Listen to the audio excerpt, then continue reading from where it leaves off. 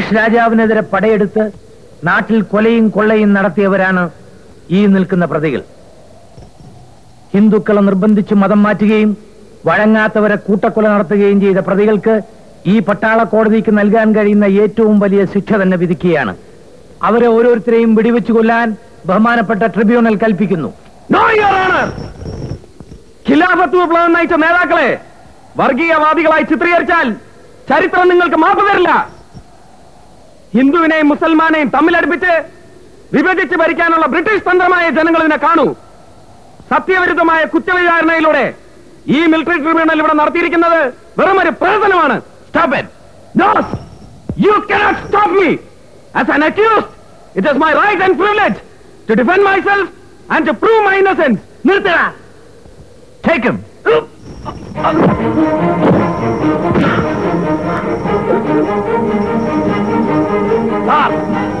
ഇറച്ചിക്കറിക്കണ കന്നാലേക്ക് പോലും കൗത്തി കത്തിവെക്കുന്നതിന് മുമ്പ് അണ്ണാക്കാരെ കഴിച്ച് വെള്ളം കൊടുക്കും. ഞങ്ങൾക്ക് വേണ്ടത് ആ കുടിവെള്ളമല്ല.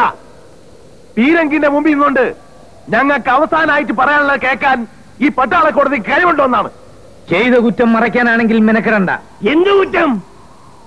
ഈ നാട്ടിൽ പെറ്റു വളർന്ന ജനങ്ങളെ പൊറുതി മുട്ടിച്ച സായിപ്പുമാർക്കെതിരായിട്ട് ആയുധം എടുത്ത കാര്യം ശരിയാണ്. ഈ നാട്ടുകാരെ വെള്ളക്കാരൻ ഒറ്റിക്കൊടുത്ത ചില നാട്ടുകാരെ കൊന്ന കാര്യവും നമ്മൾ മറക്കണില്ല. പക്ഷെങ്കില് ഇവിടെ വായിച്ചു കേട്ട കുറ്റപത്രത്തിൽ പറഞ്ഞ തെലുക്ക് ഹിന്ദുക്കളെ കൂട്ടക്കൊല ചെയ്യാനും ഓലെ കൊള്ളയടിക്കാനും ഈ ഖിലാഫത്തുകാർ പോയിട്ടില്ല. ഹിന്ദുക്കളെ കൊന്നിട്ടില്ലെന്നാണോ? ഉണ്ട്.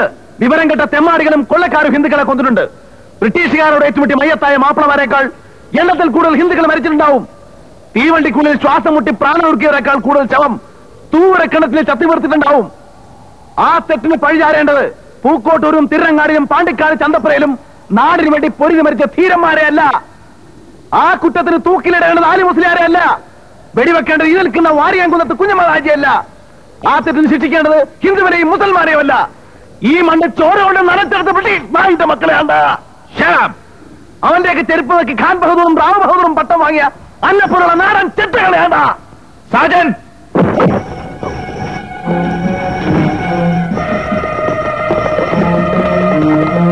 ഇനി വാരിയും കുന്നത്തിന് അവസാനമായി വല്ലതും പറയാനുണ്ടോ? പൊന്നേമ്മണ്ട്. ഇന്നലെ പട്ടാളക്കാര് നമ്മളെ പിടിച്ചപ്പോ നമ്മുടെ താടിമീശയിലുള്ള ഒരുപാട് രോമങ്ങൾ ഐറ്റങ്ങൾ പറിച്ചെടുത്തേക്കണം. നമ്മുടെ മേലെ ഇനിയും രോമുണ്ട്. വെടിവെക്കുന്നതിന് മുമ്പ് അതുകൂടെ പറിച്ചെടുക്കാൻ നിങ്ങളെ ഈറ്റങ്ങൾക്ക് കൽപ്പന കൊടുക്കും. തോന്നിയാസം പറഞ്ഞാൽ നിന്റെ നാവാവും പിഴുതെടുക്കുക. അതിനെന്റെ ബാപ്പ കാരണവന്മാരും കൂടെ കൈകളാക്കെ മാപ്പിളയായി ജനിച്ചിട്ടും മാപ്പിള സമുദായത്തിന് Shoot them all!